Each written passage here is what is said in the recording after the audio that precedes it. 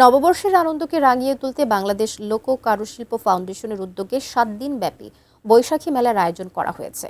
বিস্তারিত জানাতে মেলা প্রাঙ্গণ থেকে সরাসরি যুক্ত হচ্ছেন নারায়ণগঞ্জ প্রতিনিধি হাসান মজুমদার। বাবলু, আজকে দ্বিতীয় দিন মেলার কেমন দেখছেন? লোকে লোকারণ্য নিশ্চয় হয়ে আছে, কি অবস্থা সেখানে?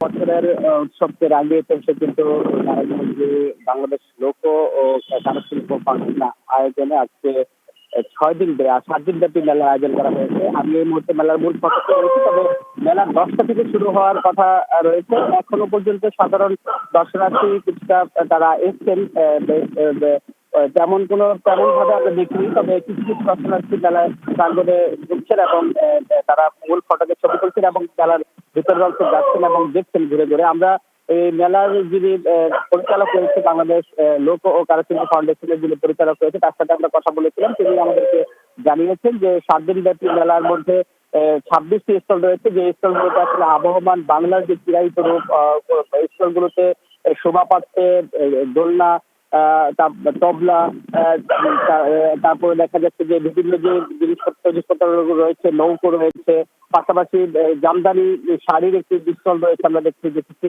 তো সবকিছু মিলিয়ে আসলে যেই স্টলগুলো রয়েছে সবগুলো স্টলগুলোতেই কিন্তু সোনারগাঁয়ে যে মেলা রয়েছে, মেলায় কিন্তু আবহমান বাংলার যে চিরায়িত রূপ সেটি কিন্তু তারা ফুটিয়ে তোলার চেষ্টা করেছেন এবং তার এখানে সাংস্কৃতিক সন্ধ্যার আয়োজন করা হয়েছে এবং সেই সাংস্কৃতিক অনুষ্ঠানে কিন্তু দেশের বিভিন্ন প্রত্যন্ত অঞ্চল থেকে যে শিল্পীরা রয়েছে তারাও কিন্তু এসে তারা গান পরিবেশন করছেন। পাশাপাশি আমরা দেখেছি যে জায়গায় বায়োস্কোপ রয়েছে, প্রায় 40 বছর ধরে বায়োস্কোপ যিনি দেখাচ্ছেন তিনি কিন্তু প্রায় 40 বছর ধরে এই মেলায় তিনি আসছেন এবং তিনি এই মেলা প্রাঙ্গণে আসেন এবং বায়োস্কোপ দেখান এবং সাধারণ মানুষদেরকে বোঝানোর চেষ্টা করেন যে একটা সময় মানুষ যখন নাকি যে পজিশনে ছিল, যখন ডিজিটালের যুগ ছিল না, তখন কিন্তু বায়োস্কোপ দেখে দেখে কিন্তু তারা আনন্দ নিত এবং দেশের বিভিন্ন জায়গায় কিন্তু তারা কিন্তু দেখতো, আমরা যেমনটি তার কাছ থেকে জেনেছি। আর এই মেলা কিন্তু সকাল 10টা থেকে শুরু হয়ে এই সন্ধ্যা 6টা পর্যন্ত চলবে বলে আমাদেরকে আয়োজক কমিটি জানিয়েছেন। কবিতা।